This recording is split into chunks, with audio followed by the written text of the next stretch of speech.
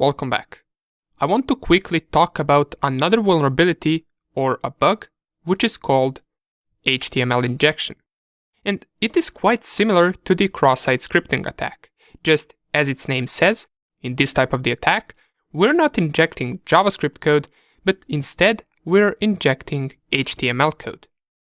And you might say that that is not really dangerous. However, even though that is correct, HTML injection is still a bug that you should be searching for. Why? Well, if there is an HTML injection in some big company, what an attacker could do is they could change the entire page look. They could add whatever they want to that page. They could post different pictures. They could completely change that web page to their own liking just by injecting HTML code. And that would be pretty bad for that company because someone else would have a complete control of how that page would look like.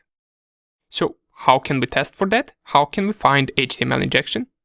Well, you can just go and navigate to the XSS reflected and XSS stored that we covered in previous videos, and we can test for HTML injections here.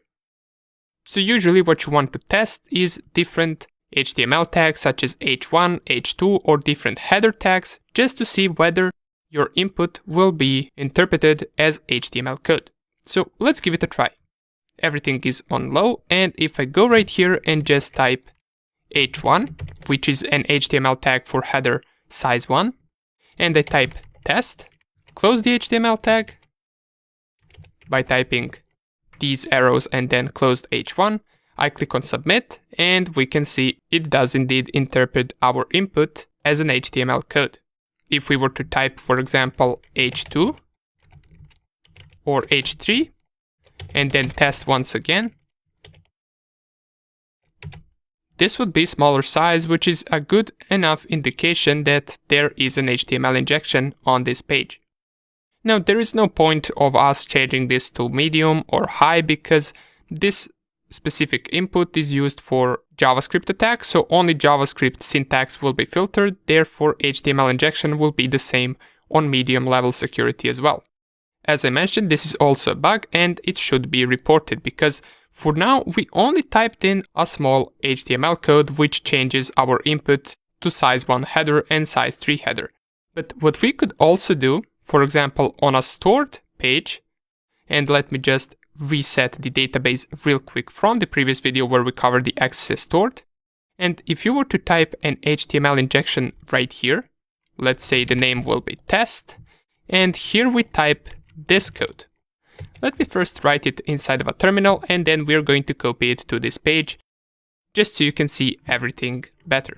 So open brackets and then meta HTTP equiv equals open double quotes refresh close double quotes, content equals 0, dot and comma, and then space, URL equals http://google.com.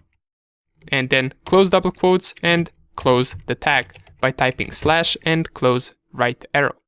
If we were to inject this code, well, let's just see what would happen. Let's copy this code right here, go to our page and type it here.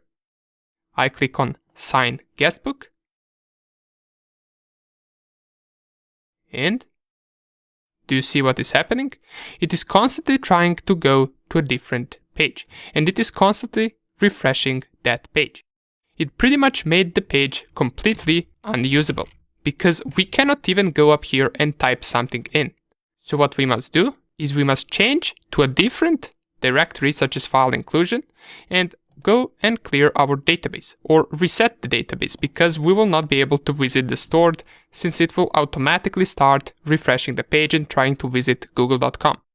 However, if we were to type same right here in the reflected and we were to change, for example, from google.com to facebook.com and click on submit, well, pretty much the same thing would happen, but for some reason it doesn't want to visit facebook.com, and we're going to take a look at why that is.